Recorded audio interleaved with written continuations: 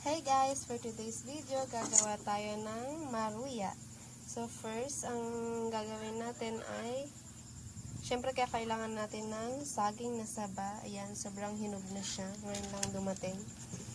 I-smash natin siya. Ano ba yan mga be? Wala pa ako sa kalahati pero nangangalay na yung kamay ko. May assistant pa dyan. So konti na lang be, tiisin mo. Oh my god. Sorry.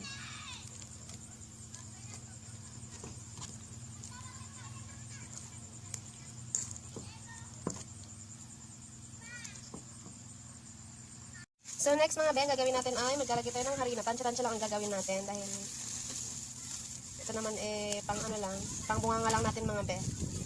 Tansya-tansya lang ang gagawin natin. Hindi ko alam kung ilang ano to.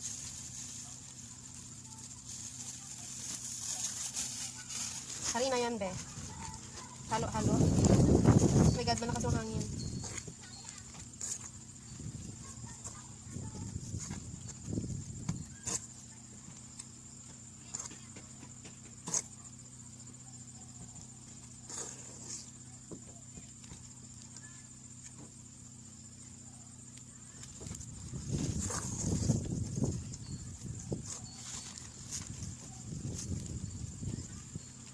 After natin mahalo ang harina, ihalo next na natin ang asukal.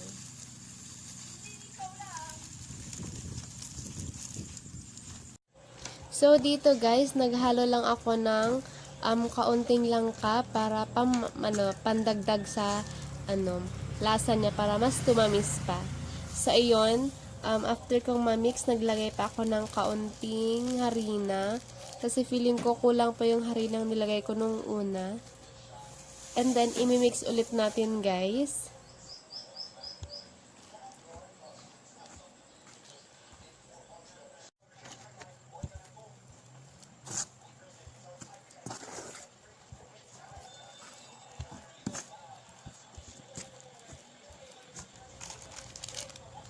So, after a few minutes of mixing, mag-add tayo ng gatas. So, ang ginamit ko dyan ay birch tree.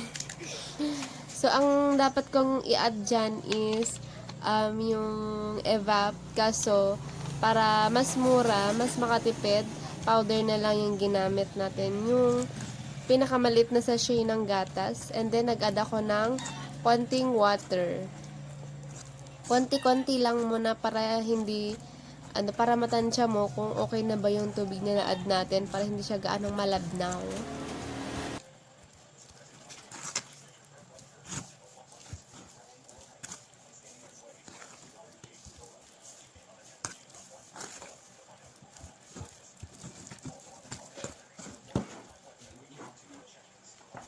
So, ayan, mag-add pa tayo ng kaunting water.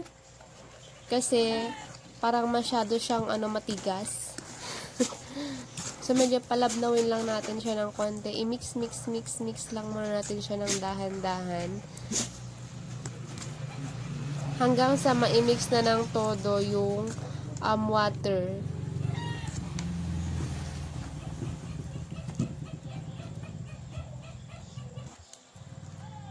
So, after mixing, I guess okay na yon. Magsasalang na tayo ng kalan. Naglagay na ako ng mantika. Pinainit ko na yan, guys. And ayan.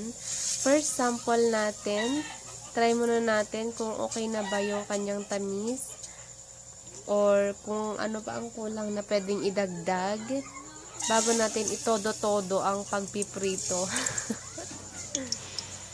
So, first time ko tong ginawa and I just wanna share with you guys kung paano yung simpleng pagluto ng maruya. Hindi ko na na-videohan yung pag-add ko ng 3 eggs, I guess 2 to 3 eggs yung nilagay ko, medium size yung yung egg na nilagay ko. So, dapat mahina yung apoy para hindi agad siya masunog. Para mas maluto pa yung sa gitna niya. So, ayan. Let's taste it. Ang ating maruya with anong tawag doon? Maruya with langka. Try na, guys.